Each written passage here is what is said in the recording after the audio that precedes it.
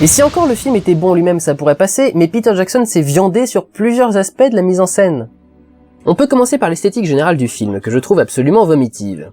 Les forêts sont vert pomme, les nuits bleu sombre, les feux rouge vif, et si on peut les mettre côte à côte parce que ce sont deux couleurs primaires et que ça va bien clasher, pourquoi se priver? Le monde des gobelins est doré, etc., etc. Le rendu final, c'est un sacré manque de diversité, un étalonnage beaucoup trop visible et artificiel pour être qualifié de bon, et encore une fois, un manque de cohérence. Lorsqu'on voit Hobbitbourg par exemple, dans Le Seigneur des Anneaux, il y avait un petit côté féerique mais ancré dans la réalité. On voyait les hobbits construire leur village, leurs fêtes, planter des bouts de bois, ce n'était ni plus ni moins qu'un village de campagne moyenâgeux avec des personnes de petite taille, et la seule caractéristique un peu différente est que leurs maisons sont creusées dans les collines. Dans le Hobbit, Jackson n'a pas modifié sa vision, la pensant adaptée à la fable telle quelle. Or ce n'est pas le cas. Regardez tous les autres décors habités du film. Ils doivent déborder du cadre, respirer la vie, fourmiller de détails, c'est ça qui rend l'aspect fabuleux des autres décors. Alors qu'on se retrouve ici avec la même chose qu'avant, avec une saturation des couleurs et particulièrement du vert en plus, et c'est tout. Justement, il aurait fallu se prendre d'audace et retravailler les décors plutôt que de le refaire à l'identique, si on voulait vraiment changer le registre de la saga. Le Hobbit est une révolution en matière de cinéma. Il a été tourné en 3D à l'aide de caméras RED et qui tournent en 5K et en 48 images par seconde, soit le double du nombre d'images classiques d'un film. Et tout cela pose plein de problèmes. Parce que c'est ultra audacieux? Non, parce que c'est raté et que c'était une idée de merde depuis le début.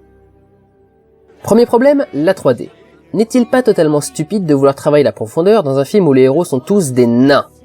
De fait, on se retrouve d'une plus proche du sol, et de deux, dans des décors tout petits. Surtout lorsqu'on se balade dans des grottes et des cavernes pour les 3/4 du film.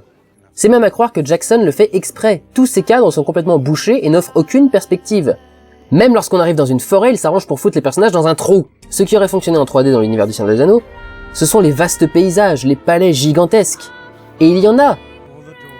Il y en a 3 minutes dans 2h45. Principalement à Erebor, quelques plans larges de Hobbitbourg, ou 1 ou 2 paysages lors de la poursuite avec les orques. Enfin non, il y en a plus. Le problème, c'est qu'ils sont comme ça. Parce que quel meilleur moyen d'apprécier la 3D qu'en balançant des tonnes de débris dans la gueule et en les rendant illisibles par des panoramiques trop rapides qui deviennent donc flous et se terminent sur le noir d'un abysse qui, comme chacun sait, est le meilleur moyen de voir la distance. Le reste du film n'est composé que de champ contre champ de dialogue qui proposent donc très peu de profondeur. En 2D, Jackson a un vrai talent pour composer ses plans. Ils sont toujours parfaitement remplis.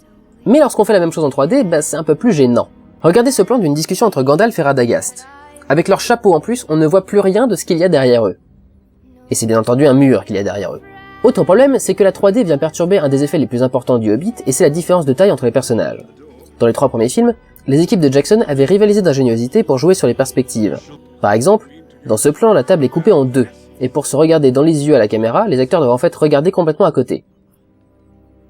Sauf que si on tourne avec 2 caméras, l'effet est tout de suite trahi, puisqu'il ne peut plus marcher que d'un seul point de vue. Donc ils ont utilisé d'autres astuces déjà exploitées dans la première trilogie. L'une d'elles est de créer 2 décors, un trop petit pour Gandalf, et un à une taille logique pour les nains.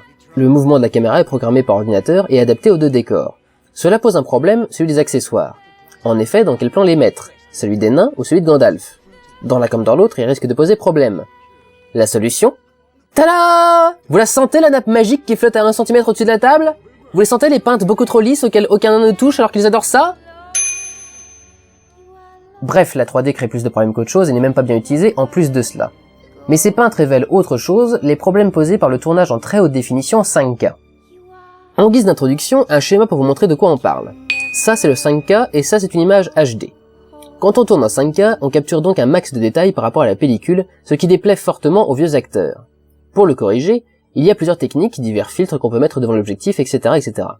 Et puis il y a le lifting numérique, sans doute associé à un petit peu de maquillage. Ça consiste en simplifiant grandement à flouter la peau des acteurs, en gommant leurs défauts et leurs rides.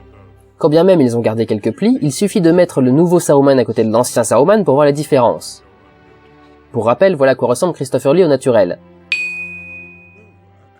On pourrait s'imaginer que, outre une demande du comédien, ce lifting est là soit pour montrer que Saruman est plus jeune, soit pour montrer qu'il n'est pas encore corrompu.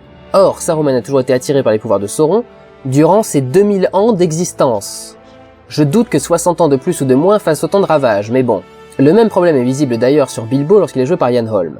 Et ce problème c'est, quand vous avez une caméra qui capture en 5K les plus infimes détails, se retrouver d'un coup avec un personnage à la peau aussi lisse et parfaite est plutôt déstabilisant, le contraste étant alors fortement marqué. Au point que les plans sur Saruman dans les conseils sont extrêmement courts, pour ne pas laisser trop le temps au spectateur de voir la supercherie. Mais c'est surtout moche au niveau des décors. Ils ont toujours été réalisés en polystyrène par des artisans très compétents qui toutefois ne peuvent pas faire de miracle.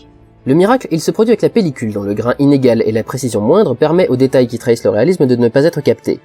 De fait, même si on sent que les sculptures ou les rochers sont un peu lisses, on ne se rend compte que si on s'attarde sur les détails.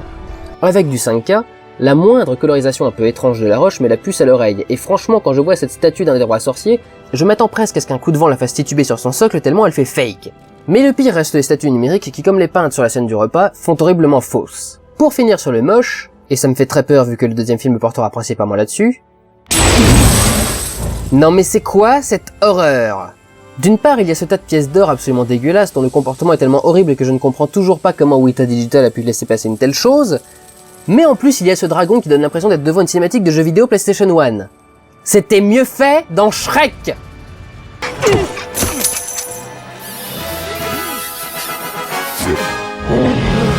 En revanche, je dois faire mon mea culpa sur quelque chose, c'est sur Azog dont j'avais accusé les cicatrices d'être de simples textures. Cette fois-ci, je le dis clairement, j'avais tort, et comme c'est inacceptable, je vais immédiatement appliquer la sentence.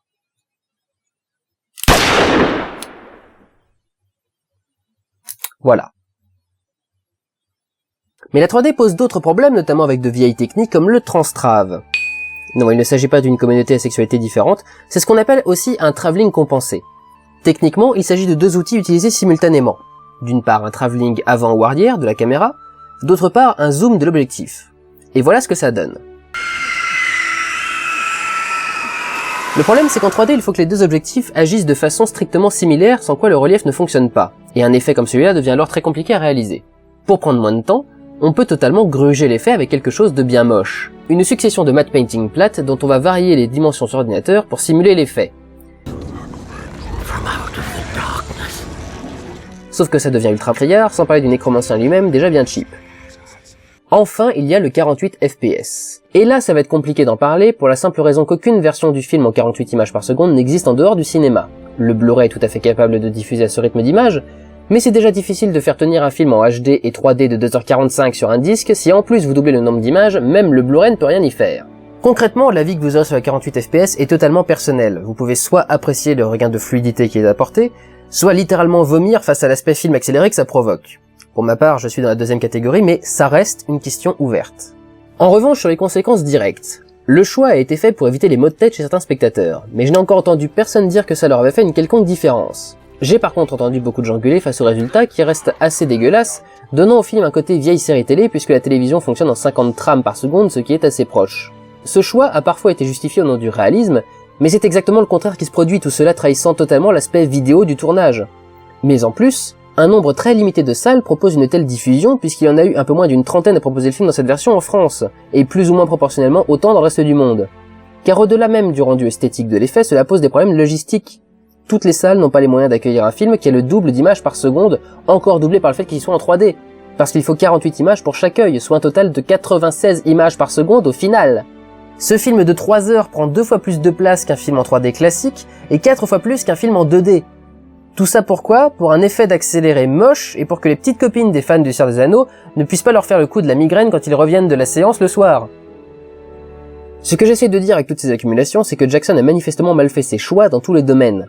Faire de la 3D c'est cool, mais dans certains contextes ça ne marche pas et ça ne sert à rien.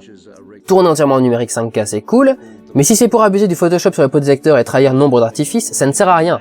Remettre en question les conventions établies au début du XXe siècle sur le nombre d'images par seconde au cinéma c'est cool, mais si c'est pour avoir l'impression d'être devant amour, gloire et beauté, ne pouvoir en profiter que dans très peu de salles et être incapable de la commercialiser et de proposer la même expérience au public chez lui, ça ne sert à rien.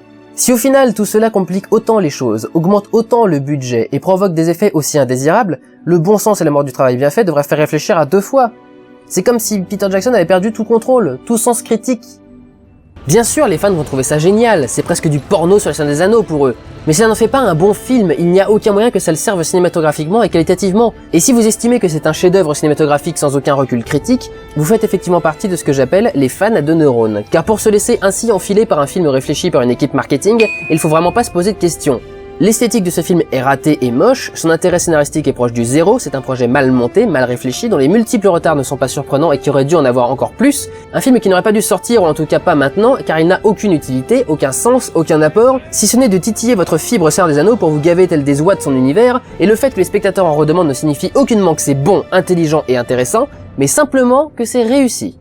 Sur ce, je vais me préparer à aller voir la désolation de Smaug en espérant avoir droit à un peu mieux que ça. Repensez bien à tout ce que j'ai dit et vous constaterez que j'ai raison et que vous avez tort. Prenez soin de vous et allez voir des films. Pauvre fou!